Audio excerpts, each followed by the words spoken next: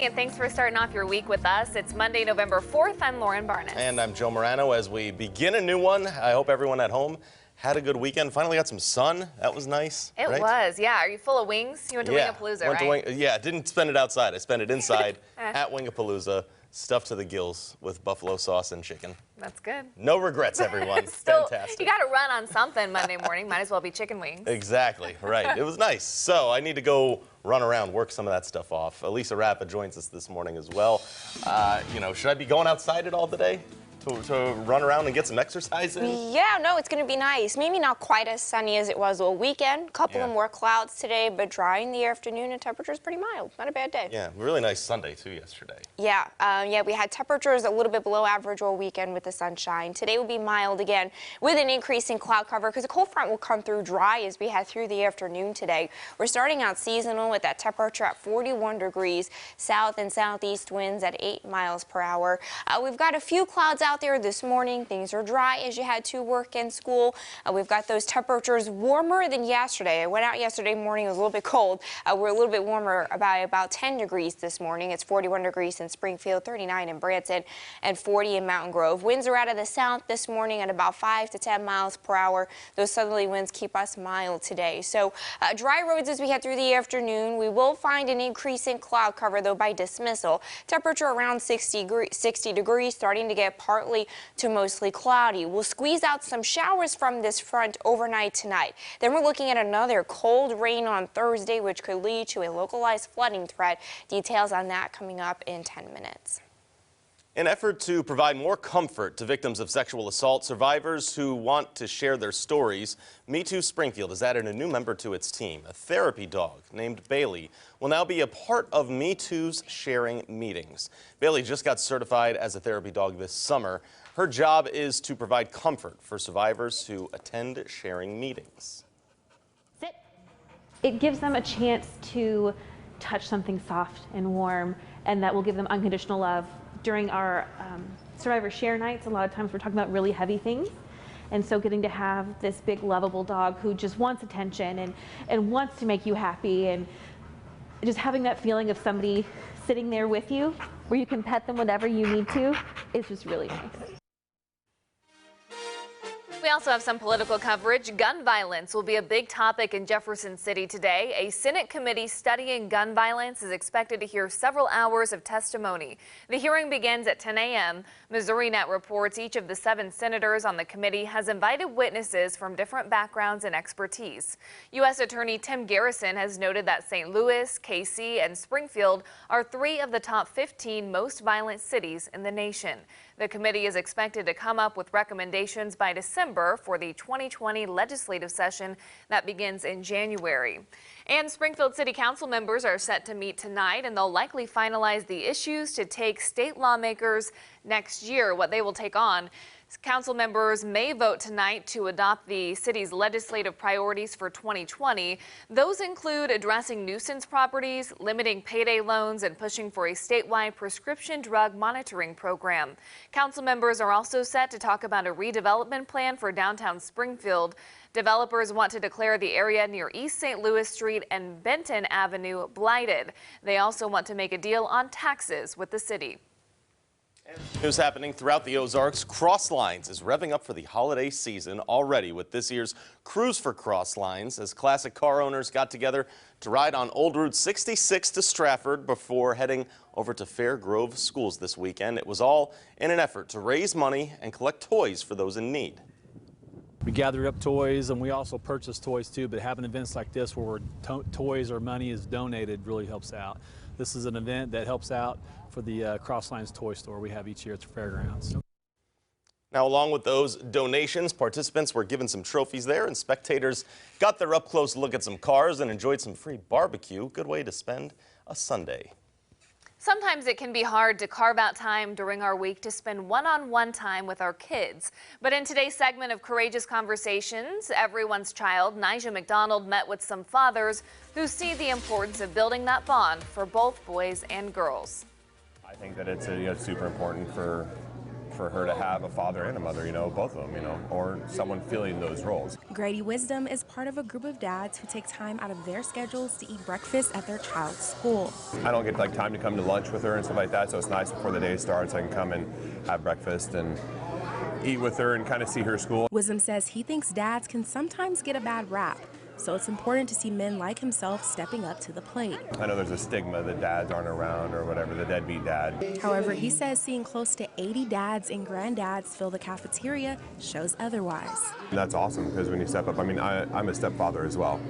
So stepping into a role where, you know, you're not the biological parent, it's, I don't think, you know, biology really matters at that point. Like it's just someone being there and just showing love. And by the look of the smiles on the children's faces, you can see how something as simple as sharing breakfast can have a lasting impact. It gives me a little bit of time to get with him. I'm normally not here in the mornings, so it gives me a little bit extra time with him. You like having breakfast with Dad? Yeah. Because we're gonna. You like having your dad come and eat breakfast with you? What do you like about it? How does it make you feel? Bruce Cobb is part of a group called All Pro Dads.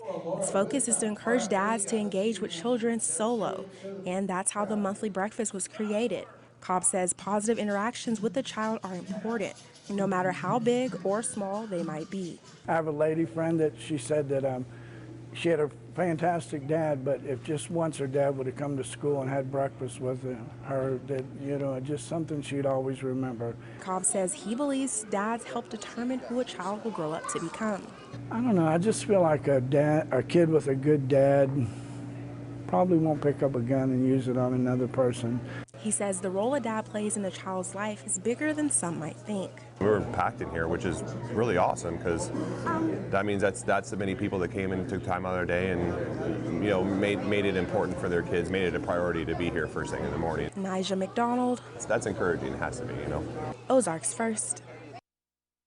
If you've missed our previous Courageous Conversations coverage, you can find all of that right on the Colorton News app or online at ozarksfirst.com. And then coming up tomorrow night, I'll have the next part of our series, which is talking about a mother's role. That's right. Just getting started for you, though, this morning here on Daybreak. Up next, the CEO of McDonald's has been fired. And Under Armour is under financial investigation. Both those stories come in your Money Watch. From Color 10 Ozarks First, Lauren Barnes, Joe Morano, and weather with meteorologist Elisa Raffa. This is Color 10 News Daybreak.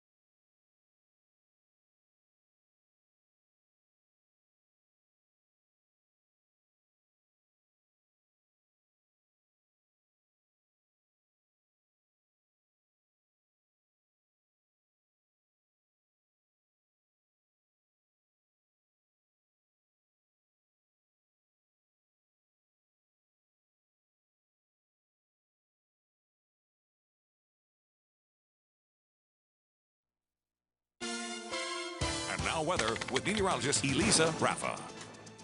Good morning on this Monday. I wanted to start us off with finally a look at some of this color starting to pop on our trees across the Ozarks. Lauren Barnes, our very own Lauren, took this picture out in Springfield. Some beautiful bright reds there. We've got some nice yellows in Douglas County. Brandon Kerr took that picture. And then down in Branson, some pretty bright oranges as well. So this color starting to come in. It's still a little bit patchy. We're seeing more of it in Springfield and areas to the north near Lake of the Ozarks, but a little bit patchy there. Some of that lighter color around Branson and Harrison. So here's a look at the fall color right now. Most of southern Missouri seeing that partial coverage, a little bit patchier to the south in northern Arkansas. Now we've had a problem getting this color in because September was too hot, October was too wet, so our peak is coming in a little bit late, but we're starting to see more of that color, and we'll continue to see more of it as we keep chilly nights, mild sunny days, and no big storms to take those leaves off of the trees. We're starting out with some seasonal 40s this morning. It's 41 degrees with some mostly clear skies and south winds. It's 39 in Branson, 45 in Fort Leonard, and 40 in Mountain Grove. Winds are out of the south this morning at about 5 to 10 miles per hour, and they're out of the south ahead of a cold front. That front comes through today, but we'll keep that mild air mass in place. We'll keep south winds in place through the first half of the day, and then they switch to the north once that front comes in. But you can see we've got that warmer air mass in place now, and there's nothing really all that cold behind that front. So we'll keep a mild day out there today. We'll increase the clouds, though, after 12 noon. We're starting to turn partly to mostly cloudy. Temperatures in the upper 50s to about 60 degrees. We get more moisture and more punch on that front on the overnight, so we'll start to break out a couple of showers late this evening and into the overnight. You can see the rain stays light and spotty and really focuses to the south here. It clears by tomorrow morning. We start out dry with temperatures in the upper 30s. Lots of sunshine tomorrow afternoon, but temperatures stay cool in the middle and upper 50s. The next thing that we're watching is a big storm that ejects out of California and gets here by late Wednesday into Thursday. We'll start to have some of that rain break out, I think, late Wednesday. We're dry all day Wednesday afternoon. Then the front stalls Wednesday night into Thursday, and that will pack another cold rain across the Ozarks by Thursday afternoon, and we'll have another cool shot of air coming in after that. So with a stalled front and more widespread rain, we do have a limited flood threat for areas pretty much along and south of I-44 here, where we could get another 1 to 2 inches of rain after a top 10 record wet October. So again, we're expecting a dry but cloudy Wednesday. I really don't think showers get here until late in the evening into the overnight. A cold rain Thursday afternoon. We're cloudy with those highs stuck in the 40s. Another 1 to 2 inches of rain possible, especially for the southern parts of our area. That would cause a localized flooding threat since we are so wet already.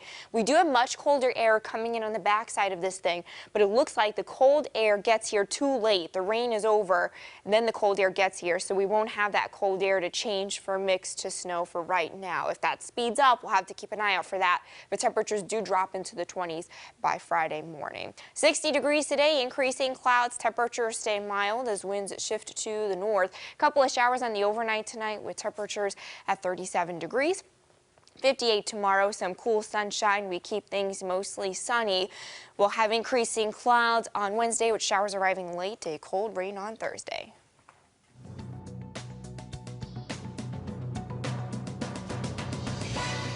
We'll see if stocks build on Friday's strong rally. The Dow soared 301 points. The Nasdaq rose 94 to an all-time closing high, and the S&P 500 gained 29, also hitting a new record. McDonald's says it fired Chief Executive Steve Easterbrook because of a consensual relationship he had with an employee. The board voted to oust Easterbrook, who also resigned, saying in an email to employees that he broke company policy regarding personal conduct. McDonald's USA President Chris Kempczinski immediately took the top spot. And did Under Armour cook the books? The sports apparel maker is reportedly facing a federal criminal investigation. According to multiple reports, the probe focuses on its accounting practices, including allegations it shifted quarterly sales figures. The company said in a statement it is cooperating with the Securities and Exchange Commission and the Justice Department, and that it, quote, believes its accounting practices and disclosures were appropriate. The SEC declined to comment. And that's your CBS Money Watch report. For more, head to cbsmoneywatch.com. At the New York Stock Exchange, I'm Diane King Hall. Up next, it's sports, another week without Patrick Mahomes. But the Chiefs do put one in the win column after Sunday. We'll take you to Arrowhead and take you through it after the break.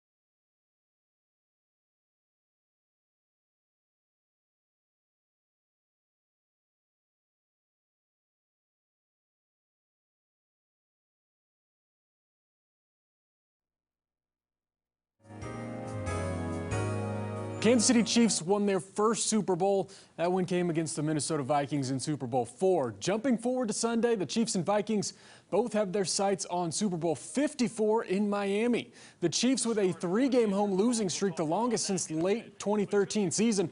First quarter no score. Matt Moore hasn't thrown it deep often, but this is a beaut. He connects with Tyreek Hill, who dives in. Chiefs take the 7-0 lead. Hill then runs to celebrate, but Damian Williams, with the Chiefs down 6 in the third, runs to celebrate. A 91-yard touchdown scamper. Only Tyreek can catch up to Williams. That ties Jamal Charles for the longest touchdown run in Chiefs history. KC takes the 1-point lead. Williams, obviously a man of the people. 2016 now in the fourth. Kirk Cousins responds. He finds Kyle Rudolph in the end zone for the score. Rudolph typically shines this time of the year. Chiefs would kick the field goal to tie it up. Now the final drive trying to win it. Moore hits Travis Kelce to set them up in field goal range. Bring on Harrison Butker, and buttkicker.com is pure. Centers it from 44 out. The Chiefs win. They get to 6-3 on the season. The Missouri State men's soccer team has been perfect so far. No draws, no losses. Straight winners through 14 games for the final time in the regular season, that is. The Bears take the field at Allison South. The Valley regular season champion Bears hosting Loyola Chicago. The Ramblers no slouch in the conference. They're second. No TV magic needed here. You saw the opening kickoff. The Bears already on the attack. Stuart Wilkin with the shot on goal. The keep blocks it. Right there is Matt Bentley for the goal. His 7th straight game with a score. Bears take the lead in 14 seconds. Backside of the first half, Jack Denton with the cross. Dawson Lee through traffic redirects it to the back of the net. Bears win 2-1. They get Drake on Saturday, then the Valley Tournament next week in Chicago. The NCAA field will be released on Monday the 18th. The Lady Bears soccer team advances to the Valley semifinals, and in baseball, Colton Wong, Alex Gordon named Gold Glove winners. That is a look at your morning sports. All right, we saw on that touchdown there, you know, Tyreek Hill ran and caught up with Damian Williams there. They clocked him going just over 22 miles per hour. Wow. I heard Lauren over there even impressed with that. That's like as fast as a car. That is unbelievable, the speed that guy has. Man. So Chiefs very lucky right there, and good to get another win for them, right? Yeah. All right, nice day up there. Nice day yesterday as well. Hopefully some people got outside yesterday. Yeah, we'll have a few more clouds today than we did yesterday, but still not bad, especially with those really rainy days that we've had the last couple of weeks. 37 degrees in Branson this morning. We've got dry roads and some southerly winds out there. Temperatures are trending warmer than they did yesterday by about 10 to 15 degrees, so not quite as cold at the bus stop this morning. It is seasonal, actually. 41 degrees at Lake of the Ozarks, 37 in Branson, and 41 in Springfield. Winds are out of the south at about 5 to 10 miles per hour. So grade of an A this morning, sunshine and not as cold. A B by dismissal. Temperatures still pretty mild, but a cold front comes through and increases the cloud cover, so it will be partly to mostly cloudy by the end of the day today. So you can see that on Futurecast. Clouds increase to the north first and then dip into the Ozarks or into Springfield, I should say, by this afternoon, with temperatures in the upper 50s to about 60 degrees. Then we start to get more of a punch along that front by this evening and overnight. A few showers break out. The rain will be spotty and light. Temperatures all above freezing. We drop into the upper 30s and the rain clears by tomorrow morning. Lots of sunshine tomorrow afternoon, but temperatures still below average at 58 degrees. If you need to rake some leaves, today is a good day to do it. We'll have light winds and some dry grounds. Tomorrow, too, that rain will be very light on the overnight and clears by tomorrow morning. Winds might be a little bit steady on Wednesday ahead of a stronger cold front. That's going to bring late Wednesday into Thursday. Thursday looks like it will be a washout. That strong front brings in another cold snap. Temperatures gradually make it up into the upper 60s by Wednesday and then drop into the 40s Thursday and Friday along and behind that front. That will also bring another couple of hard freezes with temperatures dipping into the upper 20s by Friday morning and Saturday morning. Up next, House Democrats are expected to release transcripts on closed-door testimonies. Plus, we have another update on the latest impeachment inquiry here. That's after the break.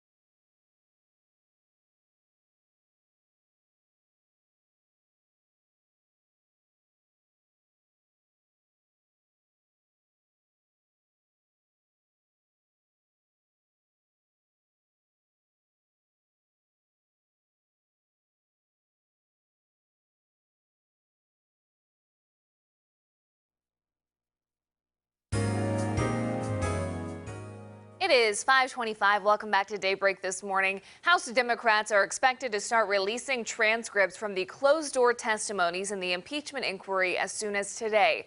Meanwhile, the president renewed his call for the anonymous whistleblower to be unmasked. CBS's Laura Podesta reports for us from New York. President Trump ramped up his attacks on the anonymous whistleblower this weekend. The whistleblower should be revealed, because the whistleblower gave false stories. Some people would call it a fraud. The whistleblower's second-hand account about the president's phone call with Ukraine's president has been the roadmap for the impeachment inquiry. The whistleblower gave a very inaccurate report about my phone call. My phone call was perfecto. It was totally appropriate. House Democrats say there's no need to question that person since investigators have corroborated the details through other testimony. Witness after witness after witness says, yes, I was there, I listened, those are the facts. That's what's critical in any trial. You wouldn't call the whistleblower. What you call is the people who are actually there. The whistleblower's attorney says his client is willing to answer questions from Republicans in writing. I think that individual should come before the committee. He could come down to the basement, but he needs to answer the questions. But Democrats believe nothing will satisfy Republicans. The Republicans keep moving the goalposts. They tell us they want us to be transparent. When we're transparent, it's not good enough. Transcripts of the closed-door depositions are expected to be released this week, with public hearings coming later this month. Laura Podesta, CBS News. House Democrats hope their star witness this week will be former National Security Advisor John Bolton, who they've asked to come testify on Thursday. We know that a handful of current White House officials have already said they will not show up this week. All right, still ahead for you. Arkansas police are investigating a shooting that left 2 teens hit by gunfire. And Airbnb is making changes to its policy after a deadly shooting.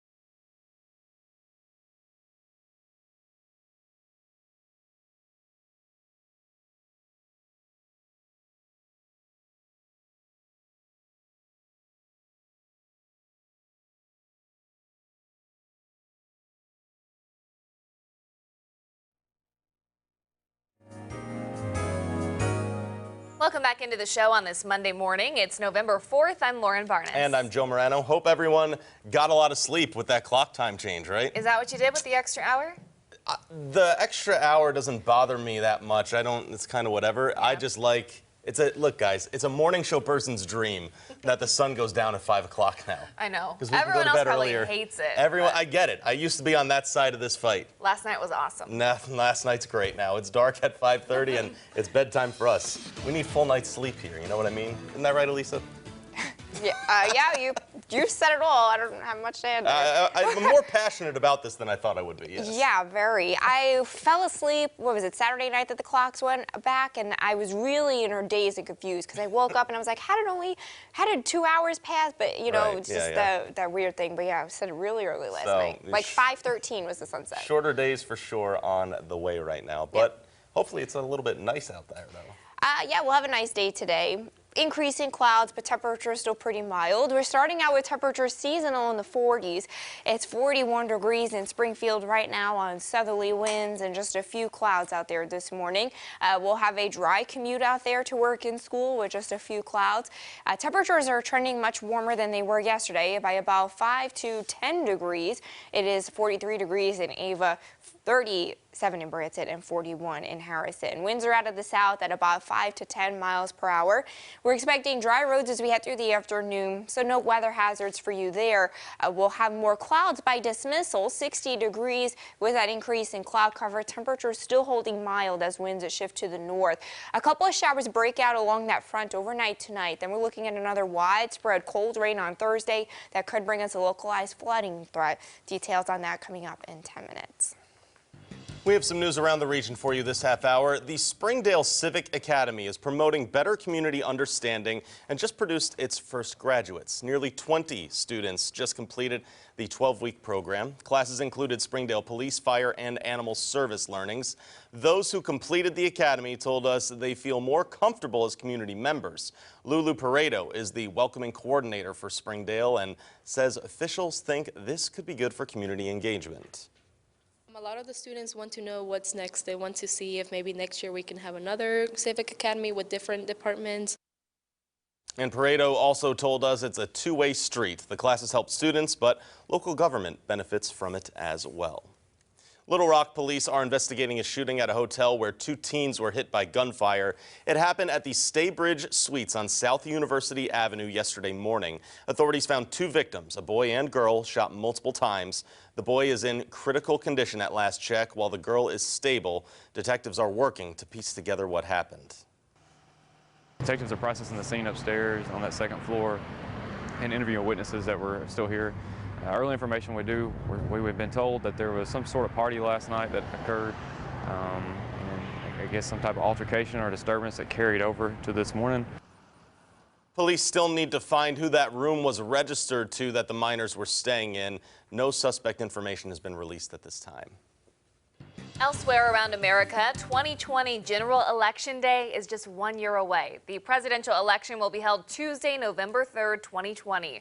The latest head-to-head polls show President Trump trailing Joe Biden and Elizabeth Warren, but the Democratic presidential nominee won't even be picked until the Democratic National Convention in Milwaukee in mid-July. It's unknown what impact, if any, the House impeachment inquiry will have on Trump's re-election bid and voter support.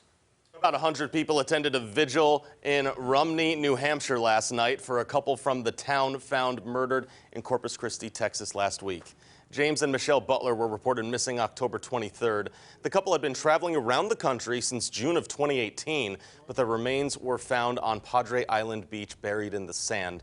The medical examiner's office ruled the deaths as homicides. Officials plan to release more information on that case later on today. Milwaukee police say they've arrested a 61-year-old man in an acid attack over the weekend. Police say the suspect threw what's believed to be battery acid on the victim, causing second-degree burns. The victim says he and the man got into an argument over how he had parked his car. He says his attacker called him an illegal and told him to get out of this country before throwing the acid on his face from a bottle. A family spokesman says the victim is originally from Peru but is a U.S. citizen and has been in the U.S. for 19 years. Police say the suspect was arrested for aggravated battery on Saturday. There are drastic changes coming to Airbnb following a deadly party at one of its home rentals. A 5th person has died this weekend following a shooting at a San Francisco area home, so Airbnb is now taking action. Rick Damagella has a closer look at the new policies. A Halloween house party turns deadly. 5 people shot and killed at this Airbnb rental in the San Francisco area. Orinda is a very small, very safe, very family-oriented community. It is not accustomed to violence. The shooting is still under investigation, but Airbnb is banning party houses at its rental properties to prevent similar incidents from taking place. The company's CEO tweeting, "We must do better, and we will. This is unacceptable."